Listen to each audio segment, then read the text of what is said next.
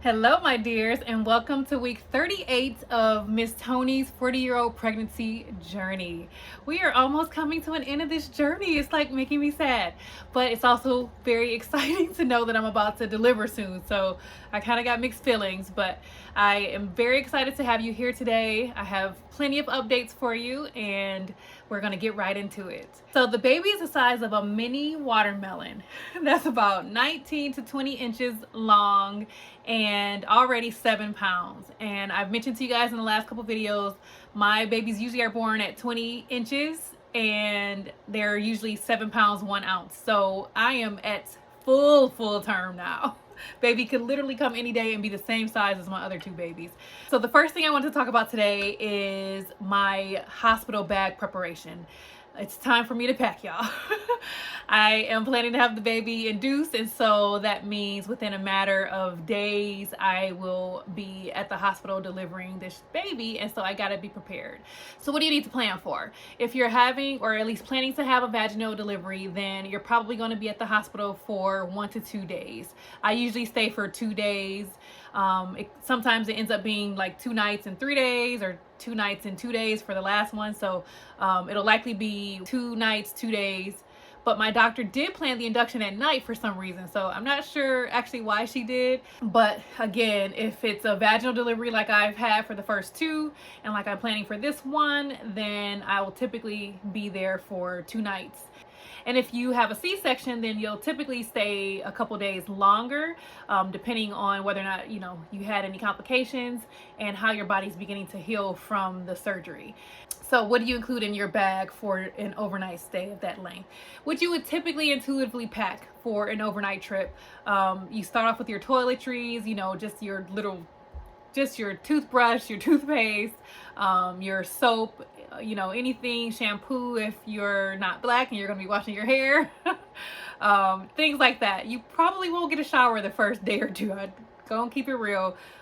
There's so much going on with your body, so much going on with the day. You think like, well, what are you doing for 2 days? There's so much going on during that time frame. There's so many nurses coming in and out. You have a doctor that's checking the baby's hearing. You have a doctor that's checking the baby's heart. The pediatrician comes. You have a lactation consultant come if you're going to be breastfeeding, and they're around the clock helping you as well. You just have so much, and then the baby has their own schedule with like their first bath and just their vitamin K, and just there's just so many things that are going on. Of course, your meals are delivered to your room every 3 times a day. You have a whole schedule based on your needs and based on your baby's needs. And so you just want to keep that in the back of your mind, that you just may not even get a shower that first 24 hours. But I usually get mine in by that second day. I'm like, okay, enough is enough. And so definitely plan for anything that you would typically have for a shower. Simple things like a shower cap, or your favorite soap, your own washcloth I would bring, shower shoes for sure, things like that. So keep those things in mind, your toiletries that you would typically have for an overnight stay. Pack all those in your hospital bag. In addition to that, you want to have some of the fun stuff. So you want to have, your digital camera. You might just use your phone nowadays, but my husband and I like to also bring our Canon. We have a nice digital camera. And so if you want to bring that for pictures, then I would recommend doing that. I was totally bummed out, y'all. I found out that the company that I used for the last 2 babies, they actually were doing photos in the hospital the day after the baby's born. And so I schedule both of those, and they just come to your room. They, once there's a delivery, they just literally show up and they're like, hey, we'd like to take your pictures. Are you available? And you book based on your baby and your schedule. And so I was so looking forward to having that again, because they do a nice slideshow with music, and you're able to pick your package, on site, and you have pictures from your baby's actual first day of life. And so I loved that for Kennedy and Cameron. And this time around, because of COVID, they're not taking pictures at the hospital. So we'll have to wait. Typically, you know, you wait like the 2 weeks or 10 days to do pictures later if you want to do newborn photography either in your house or at a studio. So we're gonna wait on that and do pictures later. But in the hospital, we're just gonna bring our own camera, just so we'll still have those same day photos of the baby. So speaking of photos, what do you want to prepare as far as what you're gonna wear and what the baby's gonna wear? So I have a hospital gown. Believe it or not, I actually had this from when Cameron was born. Yes, I bought, I'm trying to remember now. So I had matching ones with Cameron, yes, my second baby. And the store where I bought the matching set, I got this one too, just as a backup, and ended up never wearing it, obviously. And so now I'm thinking I'm just gonna wear this as my hospital gown because I don't know the gender. My last one was pink. My first time around, I just wore the hospital gown in all the pictures, and I look back like, why did I prepare for that? I didn't know. So if you want to be cute and prepare, you can just buy like a little cute gown, and if you want the baby to match, you can match. You'll see I got yellow nails because I had this in mind. And I actually have something else that I just purchased just from Amazon. It's super cute. I haven't opened it yet, but it's a newborn baby crochet set. So it's a blanket that you can wrap around the baby for pictures, or it's a little sweater and pants set, and it's crochet, so it doesn't matter how the room temperature is, it'll be perfect, and the baby won't be too cold and won't be too hot. So I thought that was super cute to match my little gown. And you, just an FYI, when you buy yourself a gown, if you're gonna not wear the hospital gown, make sure you get something that has buttons in the back. I didn't realize that the first time when I was buying an outfit, and I ended up not being able to wear that one because you want to have access for your epidural if you're getting one, and you also want to be able to breastfeed in the front, so you want to have one that has the snaps that open as well. So just a little tip for what you're gonna wear. You should probably have 2 outfits. I did get myself like a nice little robe, just with a black under, like a little I call it a breastfeeding dress. I have dozens of these that I have for the last 2 babies. So I did get a robe and a little black set as well. And I had to get these little cute socks. So they say ready, set, push. I don't know if it's gonna be backwards or not, but they're super cute. And I got a set of those. And I would recommend socks because you're going to be walking around the hospital. I always buy like an extra pair of slippers or house shoes that I'm never going to wear in my house again. And so if you have like an old pair of slippers that you're going to throw away afterwards, because hospitals are gross. I mean, I work in the hospital field. Y'all know that. So I'll just keep it real and tell y'all, be very transparent. You should probably throw away your house shoes or socks or whatever it is that you're wearing around your room those couple of days that you're there. So those socks are cute, but they'll probably be seen only in the hospital and then never again. So some other things that I put in my bag last time that I'm going to make sure I include this time are my nursing pillow. I'm buying a new one this weekend. This was super helpful for me. I didn't have it the first time. I brought it the second time, and it was a lifesaver. So you don't learn to breastfeed with a hunchback. It gives you an opportunity to sit up straight and bring the baby up to your breast while you have this support on you, and it can go right with you in your hospital bed. You can just have the nurses lift you up. So definitely bring a nursing pillow if you're planning to nurse, and make sure you get a cover for it.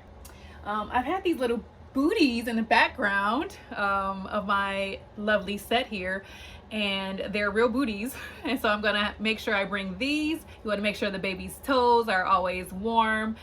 Bring mittens as well. They actually could keep the baby's hands warm, but then they also prevent the baby from scratching themselves too. So if you ever wonder why people buy mittens for babies, especially when they're like 0 to 3 months, it's because they scratch their faces very easily. So get some mittens too. I feel like hospital rooms are, you would think that they would be nice and cool, but they are very cognizant on the labor and delivery floor and the postpartum floor, especially with keeping the room warm enough for the baby. So I didn't have to worry about it. They swaddle that baby up in that same hospital blanket that you see in every hospital, every movie. It's really in every hospital, because I've had the white blanket with the pink and blue stripe for both of my babies now. So you can bring your own swaddle, which I typically don't. but you can bring your own if you don't want to have that one. The other thing I told you guys I wanted to talk about was my Target run. So yes, I love Target. Yes, I'm addicted. Yes, my husband will attest that I get lost in there frequently. It's just so fun. It's like I told y'all, I get my little Starbucks little fruit drink, and sometimes I have one or both of my daughters with me, and I always take them to the toy aisle so they can have their fix while I'm about to do my shopping. And then I'm pretty quick though. I'm not gonna spend hours in there, but this trip was pretty long and I spent way too much money. I did do a little grocery shopping while I was there too, so that definitely added to my bill. But my purpose for going was to get ready for after being discharged from the hospital. So this is also something that a lot of people don't discuss, and you aren't always aware of what you need to do. I didn't know to get all this stuff when I had my first baby, and so the second time around I had already had everything set up at home when I got home. The hospital will give you certain things though, so you don't have to be completely on your own, but here's just a heads up on a few things that I always get. The number one thing are these. So I have tried other brands. I just happen to really like Always. These are big, huge, large size underwear, and you're going to need these. Mama. That's all I'm gonna say about that. Get you a big old bag, and if you want to get them on Amazon to make sure you have enough. I think this one has a 17 in there, so I'm definitely going to need more. The hospital, like I said, gives you my hospital at least gave me a bunch. They also gave me a bed pad, plastic bed pads that they give me while I'm in the hospital. They also always pack some up for me, and I use those at home in my bed. But I'll probably buy more of those as well, because you don't want to ruin your own sheets once you're home and you're healing and you got a lot going on down there.